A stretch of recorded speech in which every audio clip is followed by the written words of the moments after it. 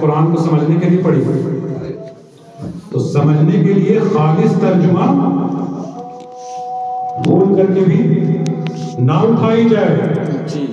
اہل حق، اہل سنت والجماعت کے ہمارے اکابرین مفسرین نے اس پہ سختی سے پابندی لگائی کہ خالص ترجمے کے ساتھ قرآن نہ پڑھی جائے۔ یہ بے عربی کا شکار ہونے کی بہت بہت زیادہ اندیشہ ہوتا ہے۔ اب بولے کہ دلیل کیا ہے؟ تو قرآن کو کی تمام آیتیں 6666 آیتیں ہیں، اس 6666 آیتوں کی تقسیم ہے 3 قسموں میں۔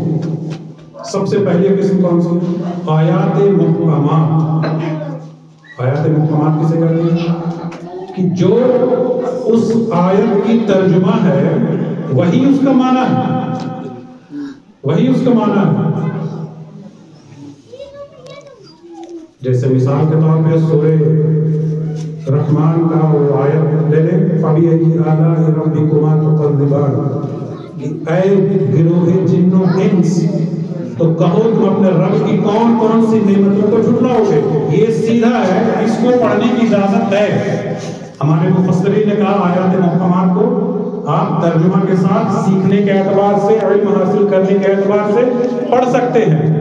دوسری قسم جو آتی ہے آیات مقدیات، جیسے الف لام میم، یہ صرف اللہ اور اس کے رسول کو ہی اس کا معنی پتہ ہے، نہ ہم اس میں اپنے عقل کے گھوڑے دوڑائیں اور نہ ہی اس میں عشق کے پیوند لگایا جائے۔ دونوں طرف سے پابندیاں۔ تو پہلا ہوا آیات محکمات، دوسرا قسم ہوا آیات مقدیات۔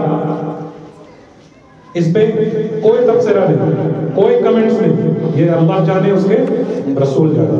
تیسرے قسم کی جو آیت ہے جس میں سب سے زیادہ لڑائی ہے، سب سے زیادہ لڑائی ہے، اور اس کے بے عربی کے شکار ہونے کے سبب کئی فتنے نہ سر اٹھائے، الحمدللہ ہمارے جماعت نے اس کا رد کیا ہے۔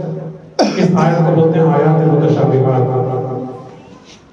کہ معنی تو کچھ اور ہے، ترجمہ لغوی معنی کچھ اور ہے، لیکن آپ اس کے معنی سے اس آیت کو نہیں سمجھ سکتے ہیں۔ ممکن ہے آپ گمراہی میں چلے جائیں۔ ذاکر نالائق گمراہ ہے۔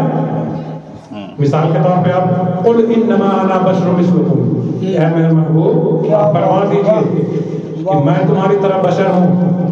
آقا علیہ السلام 1000 بار بول دے کہ میں تمہاری طرح بشر ہوں۔ کیا اہل سنت والجماعت کا یہ عقیدہ ہے کہ کل سے کوئی بول دے کہ اس کو ہماری طرح ہے ماشاءاللہ؟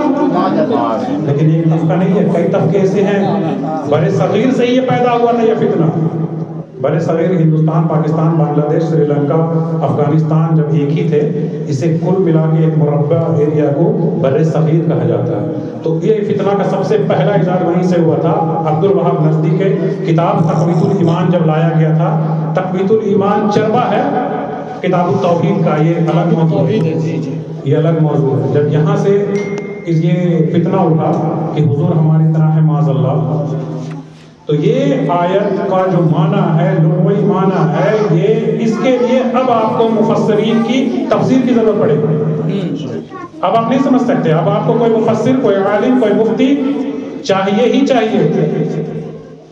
اب دیکھیے پہلی آیت ہی نازل ہو رہی ہے بِقَوْلِ بِسْمِ رَبِّكَ الَّذِي خَلَقَ، کہ اے میرے محبوب پڑھیے، اور فرما دو کہ پڑھیے۔